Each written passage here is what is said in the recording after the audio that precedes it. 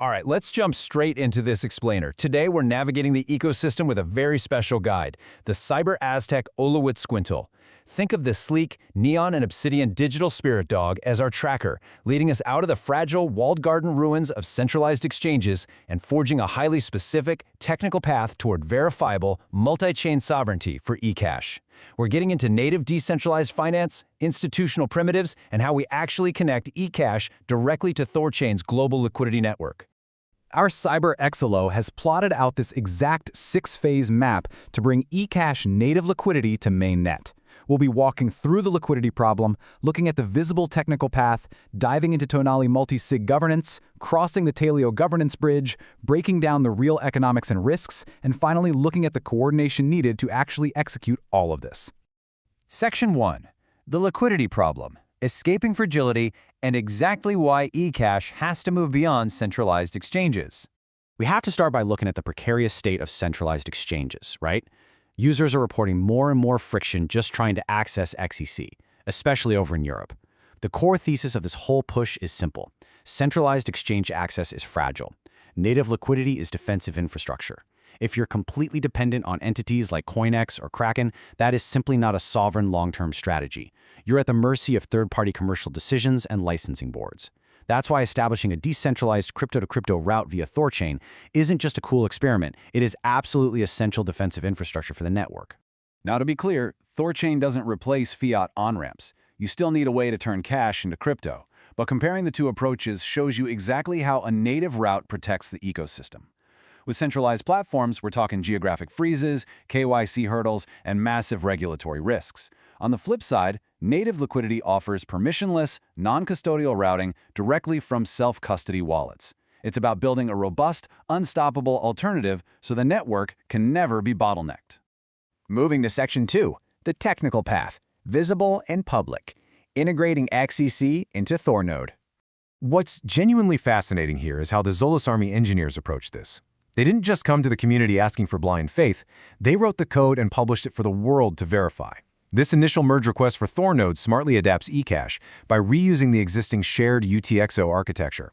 They built in strict cache address validation, handled the RPC unit conversions, ran mocknet testing, and explicitly avoided making eCash some kind of messy special case integration. It's incredibly clean, modular engineering.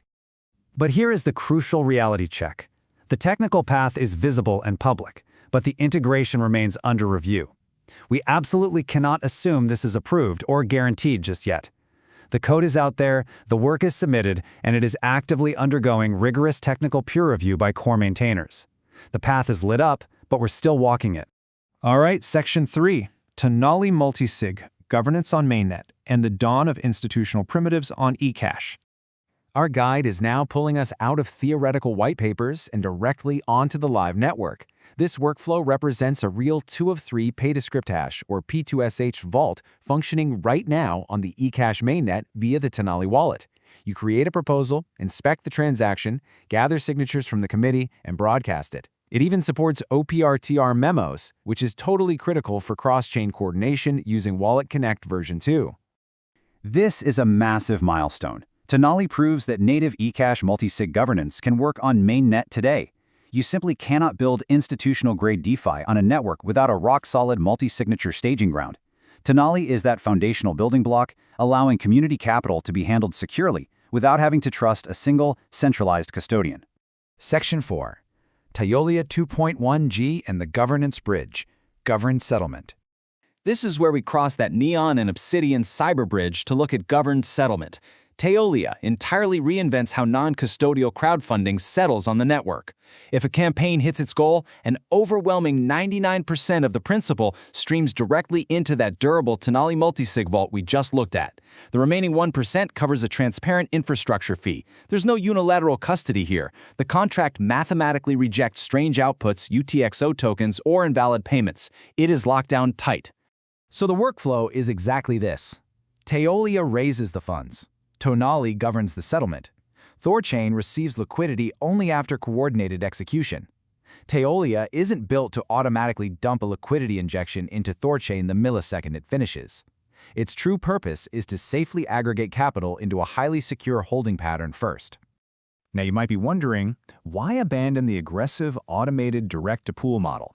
Why go through the trouble of building this seemingly slower manual governance bridge? It entirely comes down to operational risk. An automated ephemeral covenant on eCash is completely blind to THORChain's dynamic state changes. THORChain is constantly rotating its security vaults in a process called vault churn. If a blind script fires off community funds exactly when a vault is decommissioned, those funds are gone forever. If THORChain triggers an emergency mimir pause, automated funds get stuck in the mempool. Plus, an eCash script can't legally own the liquidity provider position, so it could never sign a cross-chain withdrawal to get the yield back. Manual multisig review mitigates all of this by allowing human coordination.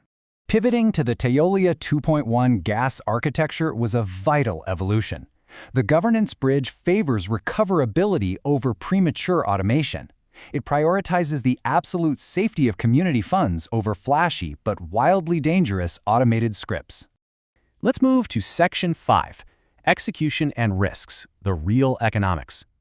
As our CyberX Solo leads us closer to the destination, we have to look objectively at the real economic realities of an XEC/Rune bootstrap. We need to be crystal clear.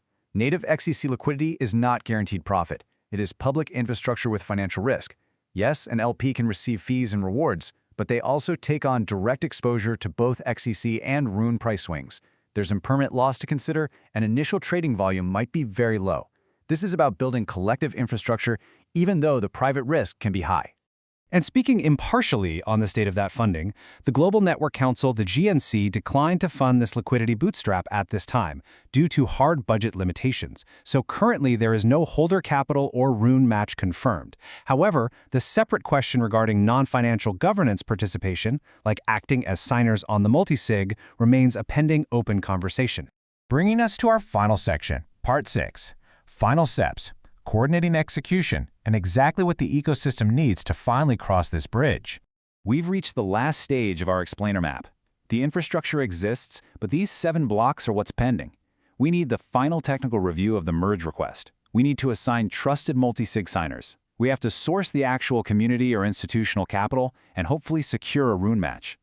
Then, we have to define the exact add liquidity parameters, establish rock-solid rules for LP ownership and withdrawals, and set a minimum holding horizon.